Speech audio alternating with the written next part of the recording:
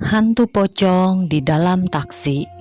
Seorang supir taksi nyaris mati ketakutan ketika mendapatkan di jok belakang mobilnya terbaring sesosok manusia berkafan. Begini ceritanya. Jumat 6 Februari 2004, malam sebelum terlalu larut, jarum jam masih menunjukkan pukul 19 malam. Sebut saja namanya Udin. Seorang supir taksi tengah melajukan kendaraan dari arah Karangan menuju Pondok Gede. Terlihat jalan sudah beranjak sepi. Udara dingin serasa menusuk sendi tulang setelah seharianan hujan turun lebat mengguyur kawasan Jakarta, Bekasi, sekitarnya. Sehabis mengantar tamu, Udin melanjutkan untuk pulang ke Pul dengan melalui kelokan jalan sempit di seputaran perkampungan Karangan. Ketika melewati sebuah tikungan yang ditumbuhi rimbun pohon bambu, Udin tidak menyadari sesuatu tengah memperhatikan dirinya.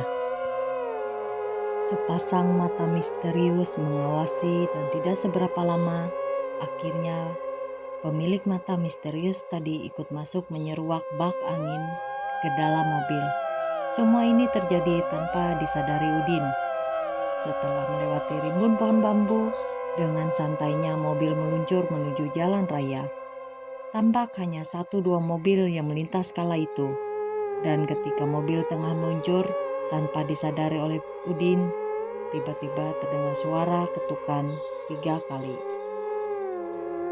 Udin menduga ketukan itu mungkin berasal dari lontaran batu kerikil atau akibat goncangan mobil yang tengah dikendarainya. Tapi kali ini dugaannya meleset. Setelah ketukan itu kembali terulang dan kali ini agak sedikit keras. Seketika Udin terkejut, bulu kuduknya meremang manakala ia menoleh ke belakang, jantungnya serasa mau copot. Tampak olehnya sesosok tubuh berkafan tengah tiduran di jok belakang dengan posisi wajah membelakanginya. Sadar bahwa dirinya tengah mendapatkan tamu tak diundang, dengan sedikit keberanian dilarikannya mobil sekencang-kencangnya. Dan beruntung Udin dapat menguasai keadaan. Ketika melintas di kelokan jalan, tampak serombongan tukang ojek tengah mangkal.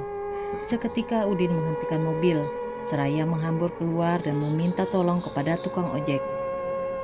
"Pak, tolong saya. Di dalam mobil saya ada," geragap Udin dengan wajah pucat menahan takut. "Ada rampok, Pak?" tanya tukang ojek menenangkan. "Bukan, tapi di mobil saya ada pocong, Pak," Udin menjelaskan. Terlihat mata tukang ojek saling berpandangan satu dengan yang lain, seolah-olah tak tahu harus berbuat apa. Tiba-tiba salah seorang di antara mereka memecah keheningan. "Ayo kita sama-sama periksa dan kita buka pintunya," tukas Agus, salah satu dari tukang ojek. Dengan sedikit keberanian, akhirnya mereka sepakat untuk membuka pintu belakang mobil taksi. 1, 2, 3. Agus memberi komando. Prak! Terdengar serempak suara pintu mobil belakang terbuka. Namun aneh, di dalam jok mobil belakang kosong. Tidak ada sesosok pocong yang dikatakan Udin tadi. Yang aneh saat itu tercium bau bunga kamboja. Bahkan di atas jok juga ada sisa-sisa bunga. Beberapa tukang ojek langsung memungut sisa kembang tadi dan memasukkan ke dalam dompet. Katanya buat pengarisan. Setelah dirasa cukup aman, seraya membaca doa, akhirnya Udin memberanikan diri kembali mengemudikan taksinya. Dan akhirnya ia dapat tiba dengan selamat. Menurut cerita bahwa dulunya arwah pocong tersebut adalah hasil refleksi nafsu penasaran seseorang yang mati tertabrak mobil dan kerap menakuti siapa saja yang melewati daerahnya.